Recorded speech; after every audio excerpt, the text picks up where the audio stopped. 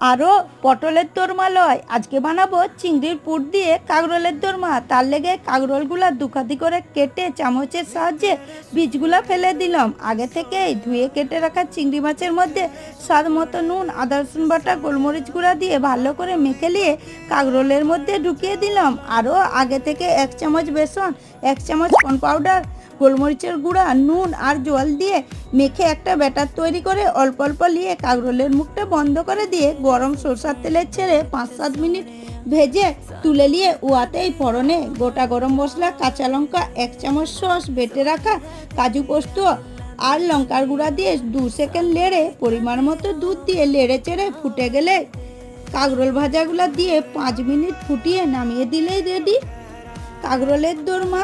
ইয়ার পর আমার মতো খেয়ে আঙুল চেটে বলে ফেলুন, বেদম সুন্দর হয়েছে, বেদম।